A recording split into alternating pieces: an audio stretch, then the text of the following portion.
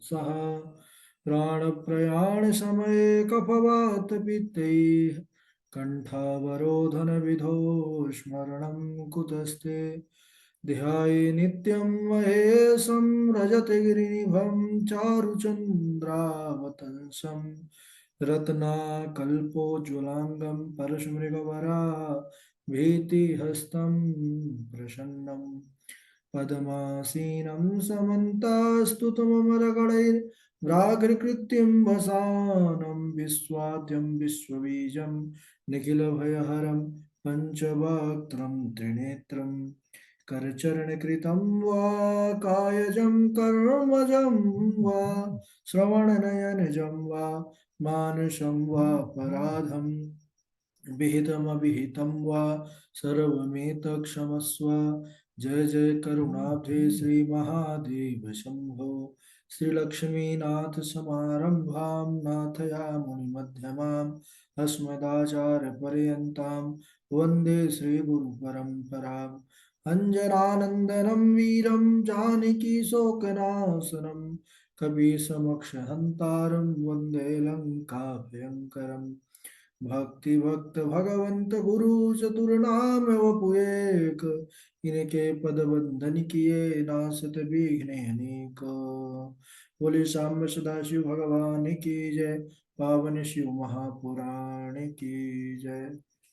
परम मंगलमय परात्पर अखिलेश्वर अचिंत कल्याण गुणगण निधान सर्वेश्वर सर्वाधिपति श्रेष्ठ आचरणवान प्रजा के सुखदाता विज्ञान के पूर्ण ज्ञाता देवाधिदेव जगत नियंता जगदीश्वर पंच तत्वोत्पादक विश्वेश्वर मंगल करता श्री श्याम सदाशिव भगवान के पावन चरणारविंदों पर कोटि नमन नतमस्तक वंदन एवं अभिनंदन। पराम्बा भगवती जगदीश्वरी शंकर शिव प्राणवल्लभा जगत जननी माँ जगदम्बा माता पार्वती जी के पावन चरणारविंदों पर कोटि प्रणति। समस्त भूतादिक सिया राम में सब जग जानी करहु प्रणाम जोर जग पाने। हम सब बड़ भागी हैं कि इस पावन शिव शास्त्र पर प्रवेश करके इस कथा को तैयारी करने का लाभ प्राप्त कर रहे हैं। अभी हम सब रुद्र संहिता अंतर्गत सृष्टि खंड पर बने हुए हैं और देवर्षि नारद जब माया से मोहित होने के बाद भगवान नारायण को श्राप दे दिया कि आप भी मेरी तरह ही स्त्री के वियोग में दुखी होगे और मुझे बंदर का रूप दिया था तो ही बंदर भी आपके वही बंदर ही आपके काम आएंगे सहायता करेंगे। बाद में जब भगवान ने अपनी माया को हटाया तो नारद जी को सब ज्ञान हुआ और फिर अपने उस श्राप को देना याद करके बड़ा उदास हुए दुखी हुए। तो भगवान ने बस इतना ही कहा कि जा पाहूं जाई शंकर सात नामा जा पाहूं जाई शंकर सात नामा होई हृदय तुरत विश्रामा। सतनाम का आश्रय लीजिए नारद जी, भगवान शिव का स्मरण कीजिए और आपका यह अंदर का जो वेग है वह भी शांत हो जाए। तो नारद जी अब शिव क्षेत्र पर भ्रमण करने लगे। पृथ्वी पर जितने भी शिव क्षेत्र हैं भगवान के विविध ज्योतिर्लिंग हैं सब पर जा जा करके और सुंदर भगवान का दर्शन करते हैं। करते करते ब्रह्मलोक में आए, पिताजी को प्रणाम किए, बोले आपकी कृपा से पहले मैं भगवान विष्णु के स्वरूप को जाना लेकिन मैं शिव तत्व को नहीं जान सका, इसलिए अब आपसे प्रार्थना करता हूँ कि हे महाराज आप मुझे शिव तत्व का वर्णन कीजिए। शिव भगवान की कैसी लीला है, वह सृष्टि के आदि में कैसे रहते हैं, सृष्टि के मध्य में उनकी लीला कैसी होती है और सृष्टि के अंत में महादेव कैसे रहते हैं, यह सब मैं सुनना चाहता हूँ। तो नारद जी के वचनों को सुनने के बाद ब्रह्मा जी ने यही कहा कि आप शिव तत्व के विषय में जानना चाहते हैं, तो सुनिए। भगवान शिव का जो स्वरूप है, जो भगवान के तत्व का, शिव का तत्व का वर्णन करना है, बोले कि यह सामर्थ्य में किसी के है नहीं। शिव तत्व मया नैव विष्णुनापि यथार्थतः ज्ञातं चा परमं रूपम अद्भुतम चा परेण। तो शिव तत्व को कोई गा सके, शिव तत्व की व्याख्या कर सके, शिव तत्व का प्रतिपादन कर सके, तो बोले ना तो विष्णु और ना ही मैं, तो अन्य किसी के सामर्थ्य की कहे ही क्या। को दूसरा कोई नहीं जान सकता, लेकिन बस उनकी कृपा से, अगर वह कृपा कर देते हैं तो बस उसकी उनकी थोड़ी बहुत महिमा गा सकता है। तो जिस समय सब जगह केवल जल ही जल था, वह प्रलयकालीन जल, समस्त चराचर जगत जल में मग्न था। अच्छा, जल से भी पूर्व केवल अंधकार में, अंधकार ही अंधकार था, क्योंकि जल बाद में, जल की सत्ता बाद में आई।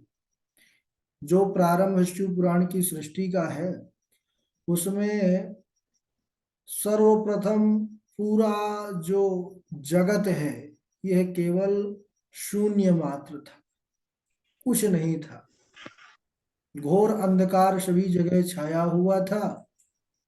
और कहते हैं कि ना तारे थे, ना ग्रह थे, ना नक्षत्र थे, ना कोई पृथ्वी आदि, सूर्य आदि, ना जल, ना वायु, कुछ भी नहीं था। अचंद्र मनहोरात्र मनग्न निज भूजलम। ना तो चंद्र था, न दिन था, न रात्र, न अग्नि, ना ही पृथ्वी का पता था, ना ही वायु, और ना ही जल की सत्ता थी। तो उस समय क्या था? उस समय बोले कि सूना आकाश मात्र था, दूसरे किसी तेज की उपलब्धि नहीं थी। शब्द स्पर्श जिसको कहते हैं, वह भी साथ छोड़ चुके थे। केवल अंधकार ही अंधकार व्याप्त था। उस समय केवल वही शेष था जिसको सत कहा गया है, तत्सत ब्रह्म जिसको कहा गया है, वह सत स्वरूप परमात्मा ही सब जगह व्याप्त था। बोले कि वह सत स्वरूप कैसा था, उसका क्या वर्णन किया जा सकता है? तो ब्रह्मा जी बोले नहीं। जो है सत परमात्मा है, अमनो गोचरम वाचाम विषयम न कदाचन अनाम रूप वर्णंचा न च स्थूलम न यत्कृशम अह्रस्व दीर्घमलघु गुरुत्व परिवर्जितम न यत्र पचयो कश्चित् तथा नोपचयोपि च। बोले कि जो वह सत ब्रह्म है, वह जिसको सत कहा गया है, वह मन का विषय नहीं है। मन भी वहां तक नहीं पहुंच सकता, वाणी भी उसको कह नहीं सकती, वाणी की भी वहां तक पहुंच नहीं है। वह नाम रूप इन सबसे परे है। ना तो उसका कोई रंग है, ना वह छोटा है, ना वह स्थूल है, और ना ही वह कृष्ण, और ना ही वह ह्रस्व या दीर्घ है। उसमें वृद्धि भी नहीं है, जिसको गुरुत्व कहते हैं, गुरु यानी दीर्घ। ना कभी उसकी वृद्धि होती है, ना कभी उसका ह्रास होता है। तो बोले वही सत ब्रह्म, जब उसके भीतर एक से अनेक होने की इच्छा हुई, एको हम बहुश्यामा, तो वह निराकार परमात्मा अपनी लीला शक्ति से अपने लिए मूर्ति आकार की कल्पना किया। जो सब जगह रहने वाला है, जिसका कोई स्वरूप नहीं था, उसने अब जगत का विस्तार करने के लिए सर्वप्रथम क्या किया? अपनी मूर्ति की कल्पना की, यानी अपने स्वरूप का उन्होंने निर्माण किया। कहने लगे कि भगवान का वह जो मूर्ति था वह संपूर्ण ऐश्वर्यों से भरा हुआ था। समस्त वैभव उनके अंदर विद्यमान थे और संस्कृतियों का मानो केंद्र ही थी वह मूर्ति। उस समय स्वेच्छानुसार विहार करने वाले उन सद ब्रह्म, वही सदाशिव ही, अपने विग्रह से स्वयं एक शक्ति को प्रकट करते हैं। क्योंकि जो मूर्ति है, यानी कोई भी शरीर है, तो वह क्रिया कब करेगी? जब शक्ति होगी। अब जगत का निर्माण करना है तो भगवान ने अपने अंदर ही उस विग्रह में स्वयं ही एक स्वरूप भूता शक्ति की सृष्टि की। वह उनसे भिन्न नहीं है, यानी शक्ति और शिव ये दोनों अलग नहीं है। और वह शक्ति जो उनसे कभी भिन्न होने वाली नहीं है, यानी जो कभी उनसे अलग होती ही नहीं है, उसी पराशक्ति को प्रधान प्रकृति माया बुद्धि तत्व की जननी या त्रिदेव जननी है ना, वही तीनों माताओं की उसी शक्ति पराशक्ति को जननी कहा गया है महाराज। सा शक्ति अंबिका प्रोक्ता प्रकृति सकलेश्वरी त्रिदेव जननी नित्या मूल कारण मित्युता। वही शक्ति अंबिका कहलाई, उसी को प्रकृति सर्वेश्वरी कहते हैं, वही त्रिदेव जननी, वही मूल कारण के रूप में जानी जाती है। सदाशिव द्वारा जो प्रकट की गई शक्ति, बोले कि उसका भी स्वरूप बड़ा सुंदर है। 8 भुजाएं हैं। वह शुभ लक्षणा देवी के मुख की शोभा भी बड़ी विचित्र है। बोले कैसी शोभा? बोले कि वह अकेले ही अपने मुखमंडल पर पूर्णिमा के चंद्रमा के जैसे सहस्त्र चंद्रमाओं की कांति अकेले धारण करने वाली है। एक साथ 1000 पूर्ण चंद्रमा जो है तो उदय हो जाए, उसकी जैसी चांदनी, उससे कहीं ज्यादा उनके स्वरूप का जो है तो ऐसा तेज है, ऐसी कांति है। उन काल रूपी ब्रह्म ने एक समय अपने शक्ति के साथ शिवलोक नामक क्षेत्र का निर्माण किया। बोले उस लोक का नाम क्या हुआ? तो बोले तदेव काशी के ते तत् प्रोच्यते क्षेत्र मुत्तमम्। बोले वही काशी क्षेत्र के नाम से जाना गया, उसी उत्तम क्षेत्र को काशी कहा गया, और वह निर्वाण मोक्ष का स्थान कहा गया, क्योंकि वह सदा शिव का, मान लीजिए कि एक तपस्या स्वरूप स्थान है। वहां पर सदैव विराजित रहते हैं सदाशिव। प्रिया प्रियतम सरकार यानी शिव और शक्ति, वह परम आनंद के साथ वहां पर सदैव विचरण करते हैं, निवास करते हैं।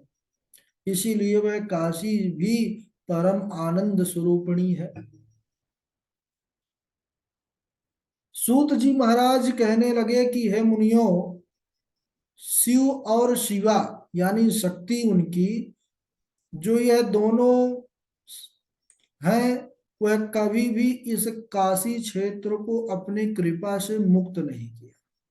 सदैव वह काशी पर अपनी ही कृपा बना करके रखे। बोले कि प्रलय काल में भी उस क्षेत्र का कभी नाश नहीं होता है। प्रलय काल में भी शंभुनाथ ने उस काशी क्षेत्र को अपने सानिध्य से मुक्त नहीं किया। इसीलिए विद्वान पुरुष इसको क्या नाम दिए हैं? अभिमुक्त क्षेत्र। संकल्प भी करते हैं ना, अभिमुक्त क्षेत्र। जो काशी क्षेत्र का संकल्प उसमें आता है, नित्य कर्म। अविमुक्त क्षेत्र यानी जो भगवान की कृपा से कभी मुक्त नहीं है, यानी सदैव भगवान वहां पर विराजित है, इसलिए उसका एक नाम है अविमुक्त क्षेत्र। और आनंद कंद भगवान शंभुनाथ सदैव वहां पर विराजते हैं आनंद स्वरूप, इसीलिए उसका एक नाम आनंद वन भी है। आनंद वन भी उसको कहा गया है। और जो काशी नगरी है वह शंभु की विशेष प्रिय नगरी है।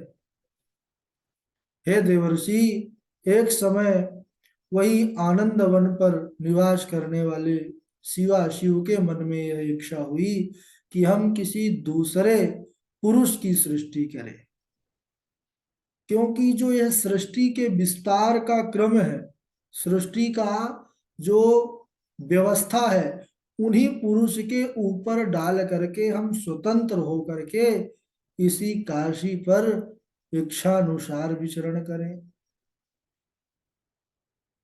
ऐसा विचार करने के बाद वह सतसुख परमात्मा कहने लगे कि हाँ देव, आप सत्य कहते हैं कि हमको ऐसी सृष्टि करना चाहिए कि सारी व्यवस्था जो है वही पुरुष संभाले, वही जगत का पालन करे, वही वही सृष्टि करे, वही पालन करे और वही संहार करे। चेता समुद्रमा कुंच चिंता कल्लोललोहितं सत्वरत्नं तमोग्राहं रजो विद्रोमवल्लितम। सतशिव कहते हैं कि हे देवी, यह जो चित्त है यह एक समुद्र के समान है। चित्त समुद्र के समान है, बड़ा विशाल है, और इसमें चिंता रूपी उत्ताल तरंगे उठ उठ करके इसको चंचल बनाए रहती हैं। इसमें सतोगुण रूपी रत्न है, रत्न को अच्छा कहा गया है, इसीलिए सतोगुण की संज्ञा दी गई है। तो सतोगुण रूपी तो रत्न है इस समुद्र में, और तमोगुण रूपी ग्राह है ना। तामसी वृत्ति जो होती है अच्छी नहीं होती, इसलिए इसमें ग्राह है। ग्राह को अच्छा नहीं माना जाता, ग्राह तो सीधा मौत के मुंह में ही पैर पकड़ लेता है। और रजोगुण रूपी मूंगे, रजोगुण यानी यह ऐश्वर्य का प्रतीक है, तो इसीलिए इसमें मूंगे आदि का संज्ञा दी गई है। तो बोले कि इस विशाल चित्र को संकुचित करने के लिए हम उन्हीं पुरुषों पर यह जगत का कार्यभार छोड़ देंगे और काशी पर सुखपूर्वक निवास करेंगे। काशी वह नगरी है जहां पर मनोवृत्तियां सिमट करके केवल ध्यान पर लग जाती हैं। क्यों? सदाशिव ने कहा कि यह जो जगत है यह सब पूरा चिंता से आतुर प्रतीत होता है, तो यहाँ पर मैं एक स्थान पर रह करके जो मेरे शरण में आएगा उसको मैं मुक्ति प्रदान करूंगा, इसीलिए मोक्ष नगरी भी कहा गया है काशी को। तो ऐसा मन में विचार करके वह सत स्वरूप परमात्मा सदाशिव ने अपने वाम भाग के 10वें अंग पर अमृत का सिंचन किया। उससे एक पुरुष प्रकट हुआ महाराज, जो तीनों लोकों में सबसे सुंदर था। बड़ी अद्भुत उनकी कांति थी, शांत बड़ा स्वरूप और सतो गुण की अधिकता थी उनके अंदर, और गंभीरता के समुद्र थे। उनके अंगों पर स्वर्ण सदृश जो है रेशमी वस्त्र पीतांबर फहरा रहा था। तो फिर भगवान सदाशिव को देख करके उन्होंने परमेश्वर शिव को प्रणाम किया कि हे स्वामी, मेरा नाम बताइए और मेरा काम बताइए। मेरा नाम निश्चित कीजिए कि मेरा नाम क्या होगा और मुझे क्या करना है, आपने मुझे क्यों बनाया है। जब उस पुरुष ने ऐसा कहा तो सदाशिव बड़े प्रसन्न हो गए और मेघ के समान गंभीर वाणी में कहा। क्या कहा, उसको हम अगले दिवस श्रवण करेंगे। आज यहीं तक। बोलिए सदाशिव भगवान की जय। जय। अब बारी बारी से आप लोग श्लोक सुना देंगे और उसके बाद सबसे पहले हमारे पंडित राजेश शर्मा जी हैं, फिर कार्तिक जी हैं, और प्रियम चंद्र जी हैं, डॉक्टर साहब हैं, है ना। आज तो धारणा चैतन्य भी नहीं जुड़ी हुई हैं, विशाल जी भी नहीं जुड़े हुए हैं। गुरु जी प्रणाम। हाँ जी सुना। हाँ गुरु जी, मेरा 2-3 दिन से तबीयत ठीक नहीं है। मैं लेटे लेटे आपकी कथा सुन रहा था गुरु जी बस। ओह ठीक है ठीक है, बढ़िया। स्वास्थ्य करवाइए, थोड़ा अपना ध्यान रखिए और दवा लीजिए। जी गुरु जी। ठीक ठीक।